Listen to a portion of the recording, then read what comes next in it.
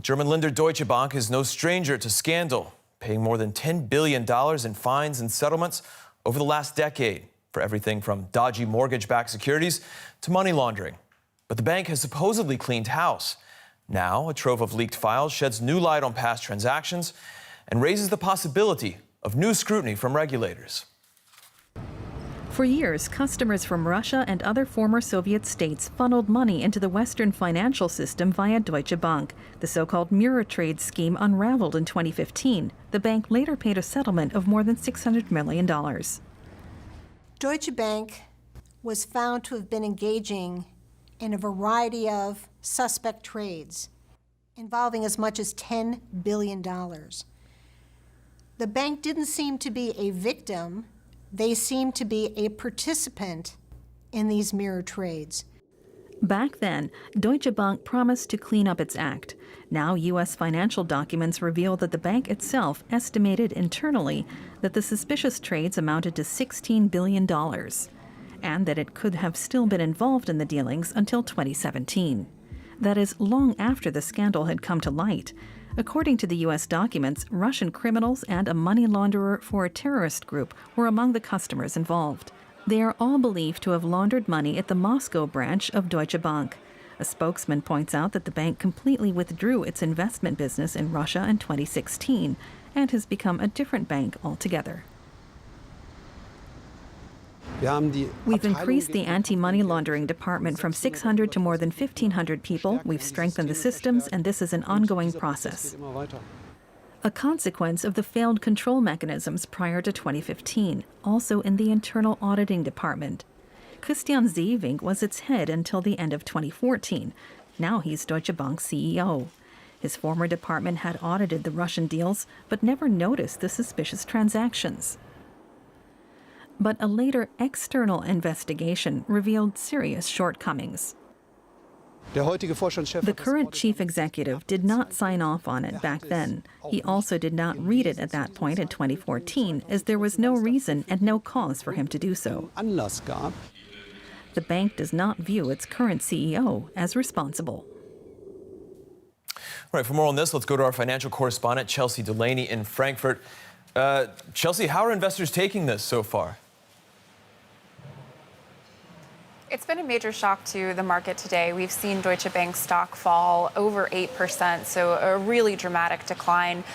Deutsche Bank has sort of been on this road to reinvention over the past year, trying to put all of these scandals behind it, and this really puts it all back into perspective for investors that Deutsche Bank is still likely to face a lot more regulatory scrutiny going forward. They've paid some fines for some of this activity already, but today's data leak shows just how much more widespread the activity really was, and that likely could put more regulatory scrutiny on Deutsche Bank going forward.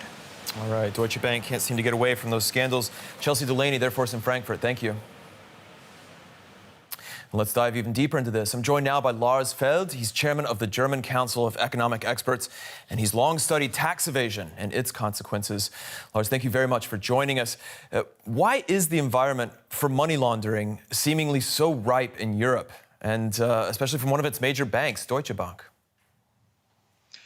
Well, the environment for money laundering has changed across time, but it is still very easy for money launderers to avoid the regulatory channels and to succeed in laundering their money. Just because what you observe across time for many years now is a kind of regulatory spiral in which the money launderers always are a step ahead of the authorities. At the same time, we're hearing about Deutsche Bank basically acknowledging that there are suspicious transactions and then going ahead with those transactions. That seems wrong. Or, I mean, what is the proper regulatory response from a major bank?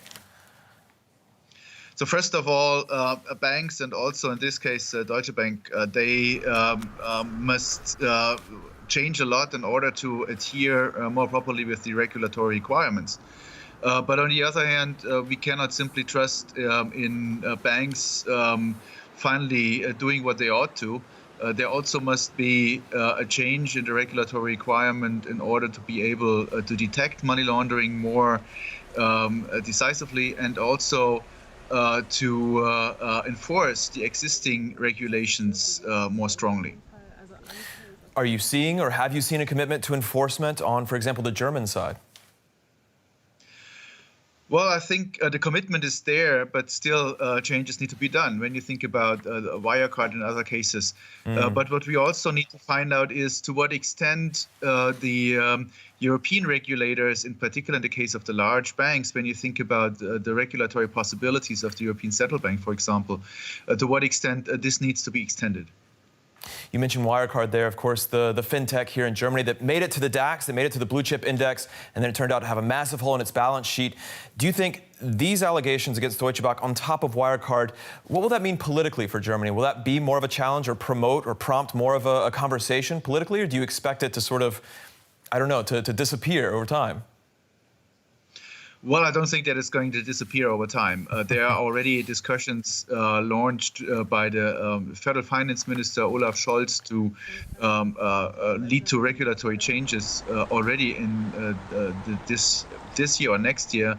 So finally, still in this legislative period. And also what needs to be done is to ask to what extent the regulator, in this case BaFin, is really up to date in enforcing the regulations. All right, Lars Feld, he's chairman of the German Council of Economic Experts. Thank you very much for joining us. I thank you. Bye-bye.